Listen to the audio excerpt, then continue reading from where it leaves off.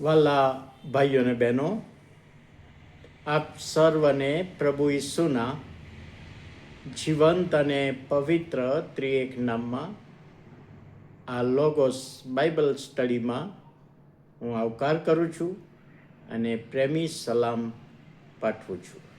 આજે 20મી માર્ચ 2026 શુક્રવારનો આ નવો દિવસ પ્રભુએ આપણા જીવનોમાં બતાવ્યો.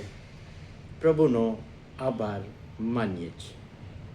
પ્રભુનું વચન શીખવાને માટે આજે પુનર્નિયમનું પુસ્તક, તેનો 29મો અધ્યાય અને 18મી કલમ. પુનર્નિયમ 29 અને 18 ત્યાં લખવામાં આવ્યું છે, જેનું મન યહોવા તમારા દેવ તરફથી ફરી જઈને એ દેશ જાતિઓમાં દેવોના સેવા કરવા લલચાય, રખેને પિત્ત કડવાશરૂપી જળ તમારામાં હોય. મૂસાએ આ 5 પુસ્તકો લખ્યા. એમાં પુનર્નિયમનું પુસ્તકના જે બનાવો છે એ કનાન દેશમાં હવે પહોંચવાની તૈયારી છે. અને એ અરસામાં મૂસા બીજી વખત બધી બાબતો જણાવે છે. 10 આજ્ઞા શરૂઆતમાં આપી, જ્યારે બહાર નીકળ્યા અને 3-4 મહિનાની અંદર હવે આ 40 વર્ષ થવા આવ્યા છે ત્યારે ફરીથી રિપીટ કરીને યાદ કરાવે છે અને ઘણી બધી બાબતો યાદ કરાવે છે. હવે આ 40 વર્ષમાં નવા જન્મેલા બાળકો, જુવાનો અને મોટા થયા એટલે એમને ખબર પણ નહોતી. એક બાબત કહી શકાય. અને અહીં આગળ મૂસા લખે છે કે તમે કનાન દેશમાં હવે જવાના છો. થોડી જ વારમાં આપણે જવાનું છે. ત્યાં મૂર્તિ પૂજકો છે, મૂર્તિ પૂજક દેશ છે. તો તમે ત્યાં જઈને મૂર્તિ પૂજા તરફ ફરી ના જતા એ બાબત સમજાવવાને માટે પુનર્નિયમના પુસ્તકમાં લખ્યું.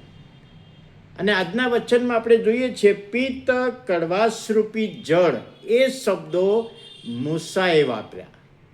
પિત્ત કડવાશરૂપી જળ. હવે આ શબ્દોનો સાચો અર્થ શું છે? પ્રાચીન સમયમાં જે લોકો અન્ય દેવો તરફ વળ્યા હોય પણ બહારથી ખબર ના પડે, બહારથી સારી વાત કરતા હોય, જીવતા યહોવાની વાત કરતા હોય, 10 આજ્ઞાની વાત કરતા હોય, આદમ ને હવાની વાત કરતા હોય,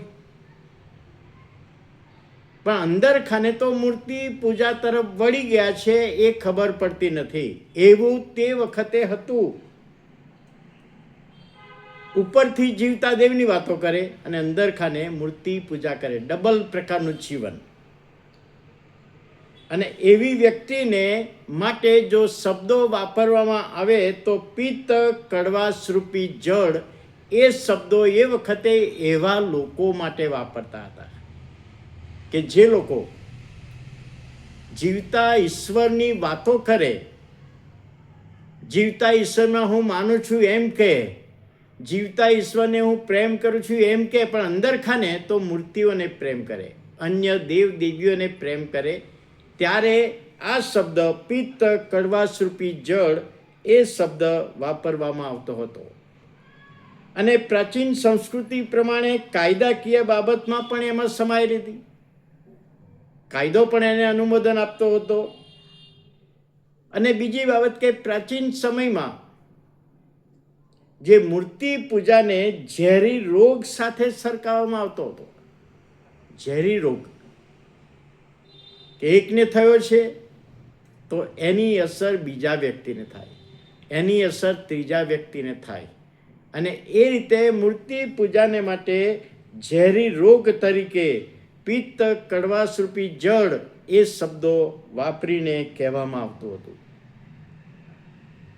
જ્યારે મૂસાએ આ શબ્દો વાપરીને એ વખતના લોકોને, ઇસ્રાયેલી પ્રજા છે, હવે 40 વર્ષ પૂરા થવા આવ્યા છે, હવે નવા દેશમાં જવાની તૈયારી કરે છે, ત્યારે આ શબ્દો દ્વારા કહેશે, તમે 2 પ્રકારનું જીવન જીવતા નહીં. ઉપરથી ઈશ્વરની વાતો કરો અને અંદર ખાને તમારામાં મૂર્તિ પૂજા પ્રત્યેની લાગણી હોય. તો આજે આ વચન દ્વારા પ્રભુ આપણને આજના સમયમાં, આજની મંડળીઓમાં પ્રભુ એ બતાવે છે કે ઘણી બધી વખતે આપણે 2 પ્રકારનું જીવન, ઉપરથી સારામાં સારું જીવન અને અંદરથી શૈતાન સાથેનું જીવન. તો પ્રભુ કહે છે, તમારું સારામાં સારું જીવન હું ઈચ્છા રાખું છું. અંદર ખાને શૈતાનના જીવનની હું આશા રાખતો નથી. તો આપણે પ્રભુને વફાદાર રહીએ, એ બાબત સમજવામાં પ્રભુ સહાય કરે. પ્રાર્થના કરીએ. પ્રભુ, અમે આભાર માનીએ છીએ, તમારી કૃપા અમારી સાથે રાખી આજે નવો દિવસ બતાવ્યો. આજનું નવું મનન, નવું વચન તમે અમને આપ્યું. અમારા જીવનો તપાસવામાં અમને સહાય કરો. અમે 2 પ્રકારનું જીવન જીવતા હોઈએ, માફી માગીને તમારી પાસે આવીએ છીએ અને તમારી સાથેના સંબંધમાં રહીએ, એ સમજવામાં આશીર્વાદ આપો.